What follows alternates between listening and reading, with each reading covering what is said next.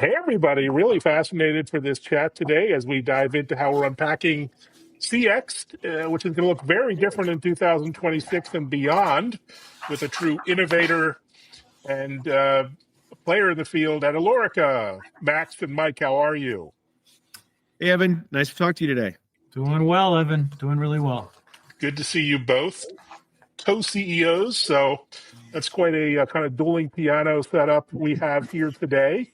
So we'll try to keep it entertaining. Before that, how would you introduce Max Alorica these days for folks who aren't familiar? Sure. Well, Alorica is one of the largest players in the CX space. We are one of the largest private companies in the space and one of the only minority-owned businesses in this space.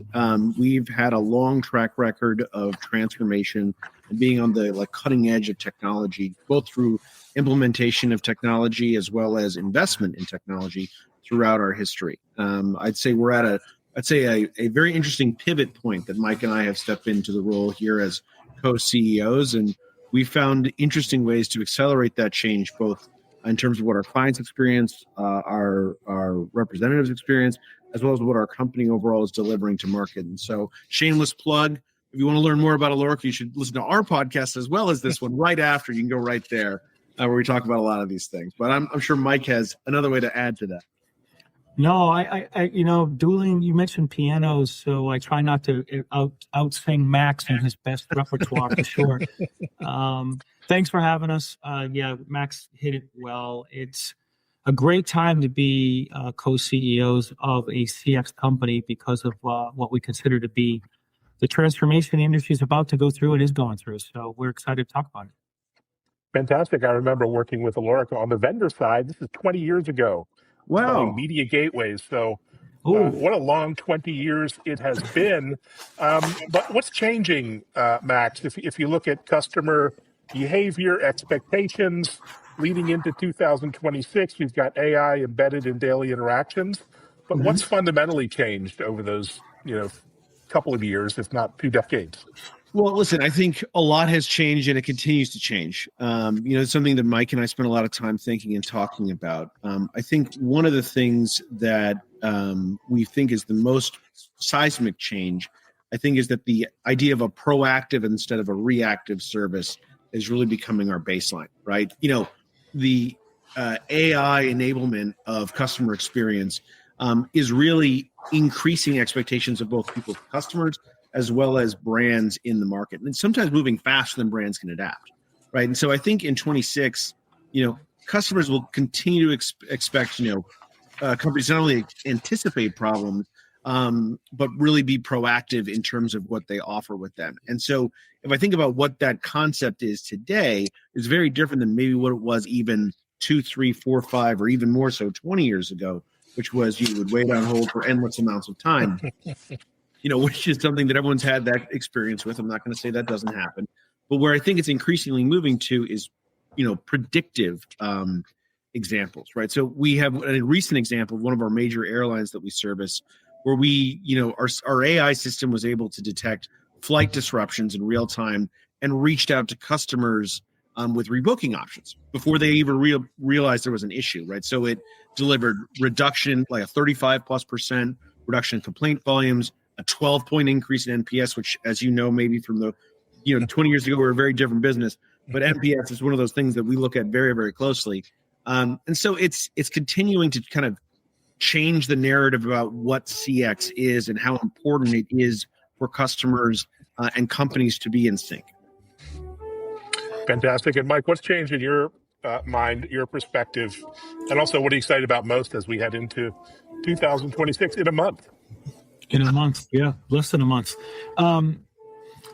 So I'll just add to Max's comments a little bit. I think we're really excited that CX has become a focus for AI, partly because it's a performance and metrics driven. So it's easy to monetize the economics of how you shave time off an AHT or a handling time or a total call volume time. So easy pickings for where AI would go. But I actually, Max and I have this thesis that the reality of what will happen is there'll be a layer of a platform, call it an orchestration layer, that will become the next generation of your customer experience. Now, the reason for this sort of layering effect is that you are talking in terms of voice calls or chats today, or an omni-channel. If you were 20 years with us in the industry, omni-channel was hit. But the reality of many of those things is it isn't a layer that you have to go buy an agentic engine to put onto it. So you're bolting on these sort of technical layers and depths that are sort of consistency labeled as more breadth of functionality. But I think what really happens is there's this layer of AI now that becomes an orchestration engine that interacts with the experience that's being presented to it, whether that's an agentic bot talking to it via Siri, what you asked it for, or whether it's a human talking via a phone, or whether it's another system to system from a B2B transaction for bookings. The reality is that orchestration becomes your brain.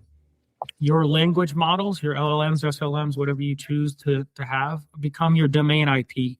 So what we're seeing more of is clients start talking about journeys and more of how to sort of this ubiquitous layer can handle journeys independent of the transaction type, right? Call it interactive experience.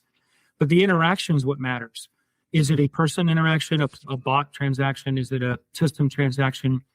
But orchestration in that layer and that brain power connected to the IP of the client, the customer, in terms of how they want to expose it via large language models or other, that becomes the key to what we think the future will be. And I think the piece that's now getting layered into AI that will be the most important part of it is this sort of human and emotion element of it that's been missing for a while, where the interaction models can actually take the tone and voice and understand the empathy in the real curse or cause of a call. So to me, that becomes a little bit more of what's missing from the elements to make this layer really the brain trust of the future. And we're excited about that. Yeah, very exciting. And one of you said that CX is moving from simple problem solving to actual participation. Does anyone want to take credit for that quote? What does it mean in practical terms? We don't take credit for either quote. Mike and I we're two bodies in one box, so yeah, neither one of us. I think what's interesting is that if you think about that sentence, or which one of us said it, because we talk so much, I think we're starting to talk alike, which is a bit scary. I think it is something that, if you think about that idea, it is shifting that CX is something that companies do to customers versus something that they actively participate in, right?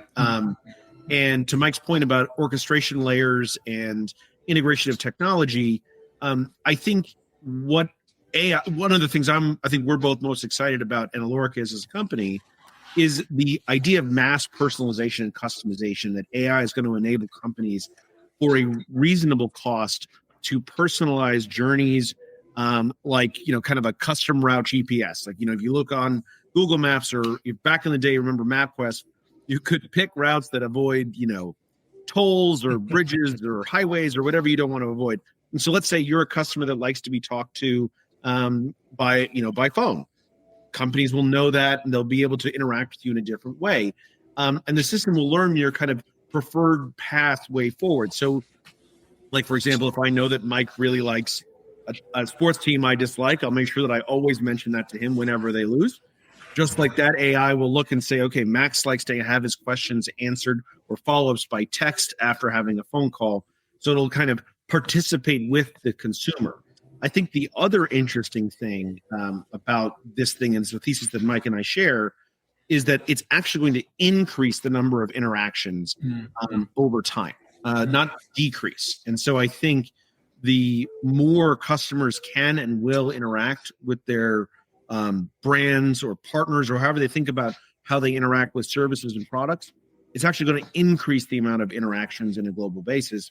What those look like and how those are delivered will continue to change. But that's, I think, what Mike and I think about when we think about participation versus just simple resolution, which was, did I check? Did I meet your obligation? Yes or no?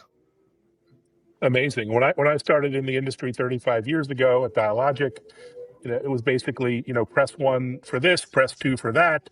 We sort of didn't invent, but we certainly enabled the modern IVR, and it's just amazing how little that has changed over 3+ decades.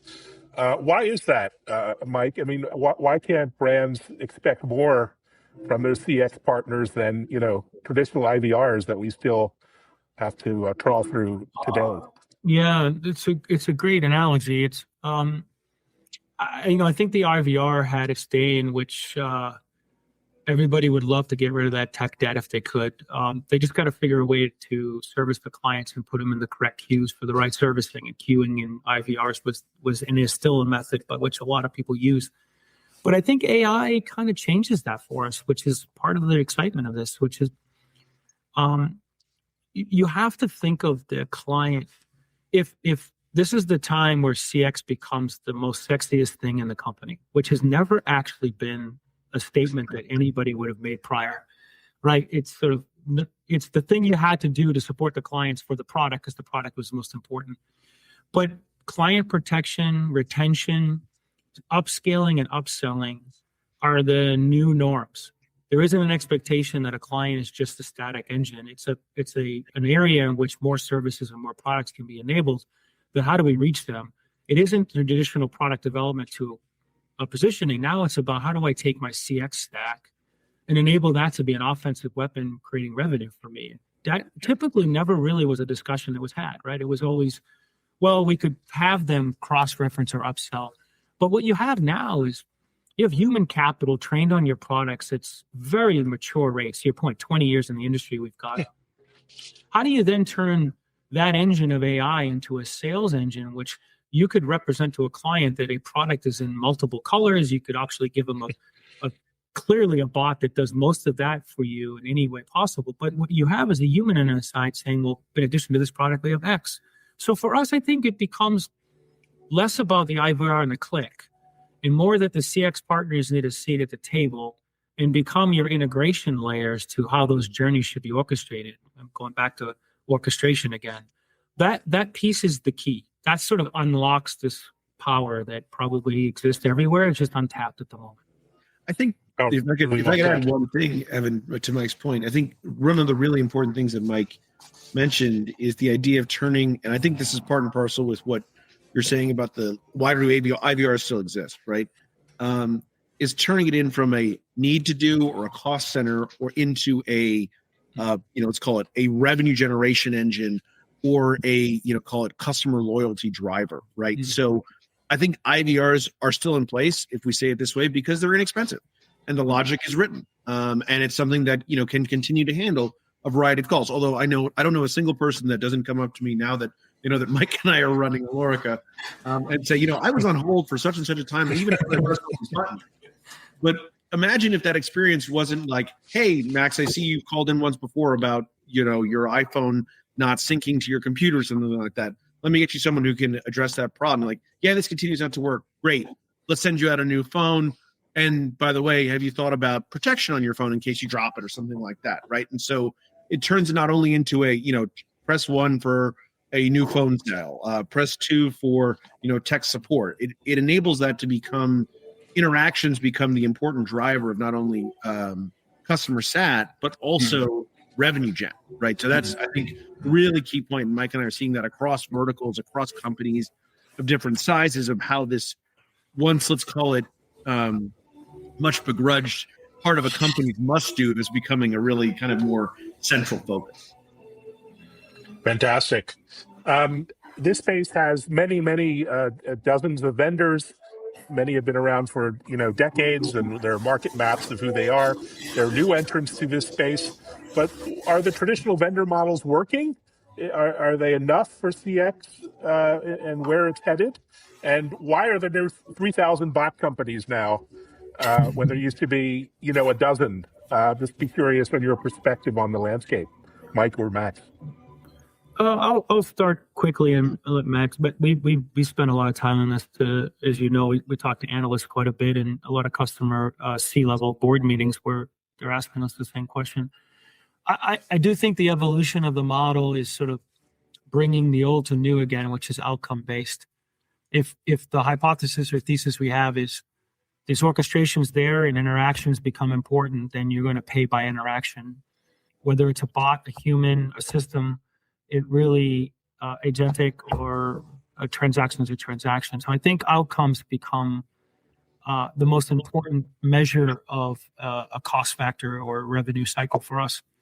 But the second part of that evolution, I believe, is lifting and shifting that experience. I think there are those clients that we work with that are fantastic at the customer experience. It's woven into their merits. It's woven into their programs for their clients for longevity. It's really important to them. There are other clients who, in their journey, have got so many products coming to market that they really need a partner to own their CX journey while they're bringing the most expensive thing to market, which is the product they sell. So we've seen a lot of people looking for us to help orchestrate that journey from that end, start to end. And that is outcome, but it's also platforms, right? So I think the evolution is there will be an outcome transaction where this model will start to earn. You mentioned bots. It will be part of that outcome, but also the platform by which this journey gets orchestrated will foreshadow that will be the key to making CX of the future, the companies of the future exist. And I think owning that platform and building it, and it's a layer on top of many things that exist today, whether it's models or other things, agentic tools. I think that's where this industry will go. Yeah, interesting. I think the only thing, and Mike, like I said, we try to play dueling pianos, not dueling, but kind of in harmony and rhythm, depending on what section we each play. No rhythm. The thing I would say that I think is true today is that a lot of the technologies of the future are just getting founded and built and started today. So you see thousands of bot companies, you see thousands of different things. But when you peel back a layer, and Mike and I look at lots of different companies we do a lot of venture investing in the space. Some have a lot of really solid use cases, and some we've invested in or are bringing to market, and others don't, right? And so I think one of the things that I think the industry is long overdue for is a true partnership model. Right? To Mike's point on outcome-based results, having a CX partner versus a transaction handler, let's call it that for lack of a better term, I think is the really important part. Because if you think about a transaction handler, economic incentives are kind of skewed, right? Like it's in their interest to pay us, in some cases, as little as they want, and it's in our interest to try to charge them as much as we want versus getting the best outcome for both of us, which is having a good partnership built around the best outcomes possible for their clients. Not around, call it how many IVRs, bots, people, whatever the case may be, right? The answer is, do your customers love you guys, or is it something that you want to do as an also, kind of brand part of your business? And I think increasingly, most of our clients are moving more towards having us, to Mike's point, as a seat at the table. And those clients that we have that are some of our largest and longest standing partnerships, as well as some of our newest, are really, really increasingly migrating to that partnership model, right? Where the loss of a customer, in many cases for our clients, is much more expensive and impactful than anything else in their value chain, right? That it doesn't matter how good, procurement engines are, IT technology interventions are. If you lose, let's say Mike, the customer, comes in and says, I've had a horrible experience, I'm going across the street to Evan's business, it's going to be really hard to get Mike back. So the cost of acquiring a customer, your CAC, is increasingly being looked at as an element of your CX spend. And so I think that's increasingly where things are moving to, rather than static KPIs that don't really tell the whole story, right? AHT is one measurement of how satisfied someone is. I know many people that have 20-minute conversations with some of our associates that say, these are great. I know people that say, I've had a 2-minute chat and this is terrible. So it doesn't really always correlate to the best outcome. And so I think, and I think it's long overdue for true partnership mentality. And companies, selfishly like Alorica, I think that are very focused on bringing the right technology to bear and human element where it makes the most sense in an integrated fashion. Fantastic. So the move to loyalty, the move to long-term value, I get, but what KPIs need to change in order to kind of match this evolution? That's a great question. I like to say generalities are never true, so it's hard to say what KPI would work for everything. But I think customer satisfaction, and that will vary how you define it by sector, by company, and what matters to each company. Right? I think will ultimately win the day, and the experience or how likely they are to be a promoter of your brand, I think will increasingly become a very valuable KPI. I think if you think about certain KPIs that I think will really become, I wouldn't say less relevant, but like an interesting statistic will be the length of a call or the length of an interaction. It's an interesting anecdote, but it is the primary driver of whether it was a good or bad interaction. I think that's, kind of how I would think about it. Yeah. Sorry, Mike. No, I think there's, just to add to that, there's probably a couple of new metrics that have to get defined pretty quickly. I think the idea of a transaction means time, and that means IT, speed, efficiency, and query. So AHT from a handling time becomes, I'll call it a transaction time, which is how fast was the resolution provided. Resolution by type. So if you think about agentic coming in as a bot, then the bot talks to what? Well, I could see in the orchestration layer what that bot is talking to, and I can see that resolution was 100%. So you're going to see resolution by type, and then you're going to see model effectiveness, which also today would be extensive testing and all the hallucinations. But the reality of the model effectiveness is the domain by which the knowledge ingestion happened, by which this resolution was able to occur. So you're going to see a bit of knowledge become another measurable effect of to what extent do we need to really start equipping the questions that can't be asked that become the exception. So I think there's new metrics that have to get orchestrated into the layers, and they become equally as important to, and Max was spot on, the end of the day, it's CSAT. Was whatever that transaction handled by whatever method, was it accomplished in the amount of time and fast, because speed is of the essence. It was the client happy. And I think those will just start to mature as we think about these new models. Yeah. Fantastic. What's the biggest shift brands need to get ready for now for 2026? Are the things they could be doing to prepare, lay the groundwork for all of this change ahead? Any advice, words of wisdom?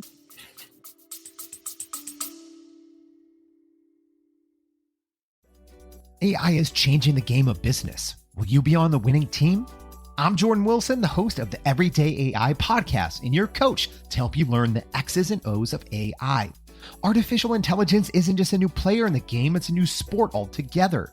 So if you don't quickly put AI into play, your competitors will run up the score. I've spent my whole life building winning teams, from coaching basketball to working with big players like Nike and Jordan Brand. My next move? Helping you win with Everyday AI. Listen wherever you get your podcasts or on everydayaipodcast.com. Let's tap into AI together and put points on the board. Wow. Oh, man. data. So yes. Max and I get this question in every meeting we've gone to when someone says we want to get ready for tomorrow. What do we do first? It isn't that it has to be all organized and perfect. It just has to be the most up to date. And what we mean by that is AI is great at policy ingestion and methods and documentation. It will learn whatever you feed it in that way, but it has to be the latest versions of those things, because if you start to probe a corporate infrastructure looking for yesterday's travel policy, you'll find 75 copies. Well, it'll give you 75 answers if you want to ingest all 75 copies. So you really need to make sure your data is at least up to date and organized in a way that you can ingest it so that you're not creating yourself a problem with a model. That would be my first. That's a big one. That's a big first one. Data cleanliness and organization is really important. And I think for many large companies, even mid or small companies, that's really challenging. I would also say having a clear set of priorities in terms of what is the mission of your company, right? Like, is the mission of your company to really focus on improving customer satisfaction and improving outcomes, and to Mike's point about resolution rates by channel, improving resolutions. Is it to drive revenue, right? Is it to reduce costs? Is it? Yes, all of those things. But prioritizing those things and thinking about how and selfishly your CX partners or your partners across your enterprise can help you achieve your objectives in 2026. I think regardless of your view on the economic climate in the US or Europe or Asia, I think, companies by and large are looking for ways of maintaining the revenue growth they've experienced over the last several years and finding ways to reduce costs in creative ways that don't detract from their overall value to market. And so I think really trying to spend time to find out what your goals are, and maybe even by segment of your customer base, becomes really increasingly important, I think, in the future. And I think, like to what we've talked about in this conversation, finding new ways of turning something from a cost basis to a revenue basis is a really neat way of solving both of those problems. Yeah, fantastic advice. One I'd add is everybody asks us this question, and Evan, you might get this as well. How do we get started? So when people say, well, I look at 26, man, there's so much noise. There's so many new things. The evolution of AI changes weekly. I don't even know where to get started. And my Max and I have the same response to most of them. It's not the how, it's just get started. Like there's so many small things you could do. Yes, data is important, but building a bot and getting yourself a chat bot on your website from just a what's my company about is a very easy way to start the journey of the knowledge that you need to build for future, right? So we always encourage people that try a lot of things. We have a lab environment where we bring a lot of clients into our lab and we become the experiment engine. And the reason you do that is because you're teaching everybody at the same time as you're learning about what could be the art of the possible, right? So to me, I think there's 226, there's so much that could be done. But every CFO, Max and I get this comment, every CFO is asked for 10% savings because they're spending so much on AI.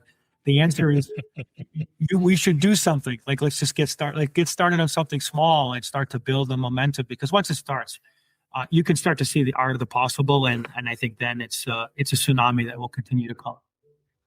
That would be nice. The flip side of that is I was at Gartner Expo a few weeks ago. There was an insurance company there on stage describing 87 AI projects they had underway in different parts of the organization. So do you think next year might be when we see AI begin to really deploy at scale beyond the trial science projects and evaluations? I would say that I think AI is being applied in a large basis kind of across the industry. And I think what it's being used for is continuing to evolve and shift and change. I think to your point about the 87 things that an insurance company is doing, they're going to find that some of them really work well, and those are going to double down on those ones that work really well.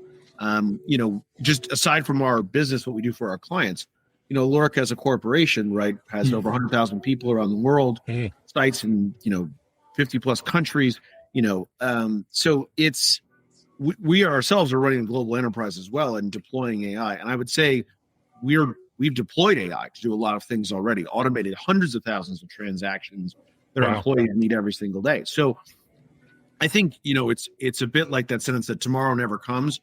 I think tomorrow is here as it relates to AI. And I think the challenge from here is finding the best use cases that allow you to actually accelerate your goals versus those that are the simplest execution, to Mike's point.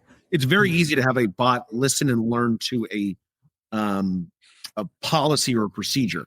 Is my flight in policy for my corporation? Yes, no. Yes or no, it is. You've already seen websites that do that today, right? That's really basic kind of utilization of policy management. I would only. Max's point is spot on. People think AI is something I have to go build to get the value out of it, and I think we miss the fact that there are so many tools that you could adopt today that have an AI base in them today that give you a potential benefit immediately. So in the case of legal, in our contracts world, it's just an easy adoption of a platform with AI embedded that gives us so much more capabilities than we had yesterday. Sales, proposal development, client pitch materials, outbound sales lead development, all AI enabled today. So it didn't take us much to do it. So there's a bit of the platforms you can go source to build the core. And then there's this thing that you could build to monetize AI for yourself, and CX as a layer on top. Those might be very different, but you can get value out of AI immediately. Absolutely. So final question, any peek into the future at Alorica, initiatives, roadmap plans that you could share, or do we have to wait till next year to see that news and announcements? Well, that's a good question. We get that question more than we'd like to answer it. I'll tell you that much. I think one of the best things about being a private company is we get to do lots of interesting things and in different forms and fashions that we've seen. Many of our public peers be like, "Hey, are you guys really doing all the things you're doing?" Like, yeah, well, we only talk about 20% of the things that we're actually doing. So it's been a very fun experience maintaining our status as a private company in this kind of very change-rich, evolution-rich environment. I would say, I know Mike has lots of, we share our thoughts around this, but I think the number one thing that you'll see increasingly from Alorica in 2026 is an increasing adoption of technology across every aspect of our business. I think, AI adoption, utilization, and integration is key for the future of our business and our clients' businesses. And I think you'll see continued adoption of that, as well as investment in our people, right? Like we're solidly in the camp. We believe the future of CX and what our company is going to be about is a blending of technology and people and empathy, and making sure that we bring that unique partnership mindset to our customers. So you'll see more investments in venture companies. You'll see more investments internally in terms of AI development and utilization, and you'll see, I think, increasingly less focused, to your point before, about static, kind of matrices and trying to elevate the conversation to the next level of how we judge our efficacy. One of the things Mike and I are very proud of is the fact that we have more top quartile, number one or number two rankings by our clients than any of our peers. And our clients tell us this as well. It's one of our key focus since taking over as co-CEOs is doing the small stuff incredibly well, in some cases, the big stuff incredibly well. So now that we've checked that box, it's how do we take it to the next level in terms of integration of technology. So it's not as if we could stay here to say we strive to be the number one provider for you in the future. No, we're already there. We're trying to move the goalposts in terms of integration of tech. That's what I would say. I would, he says it so well that it leaves me wordless, really. But Not true. I would just, if I was a predictive engine, I would say that in 2026, Alorica is positioned to do something fairly big.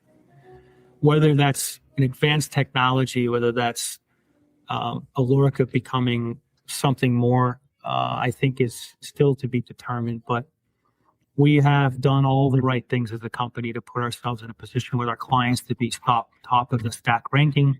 We've given our talent pool everything it needs to be AI enabled, and we've given ourselves a tech enabled platform. I think we're in the driver's seat more so than we ever have been in the previous 20 years. And I think that's kind of where we're going to go in 26. Wow. Well, that was a mic drop moment, pun intended. Thanks so much for joining. I shouldn't have waited 20 years to reach out again for an update. So I'd love to keep in touch. Thanks for sharing the mission and the vision. You're welcome. Thank you. Thanks, everyone, for listening and watching, sharing the episode, and, of course, checking out the TV show, techimpact.tv on Bloomberg TV and Fox Business. Thanks, Max. Thanks, Mike. Take care. Take care.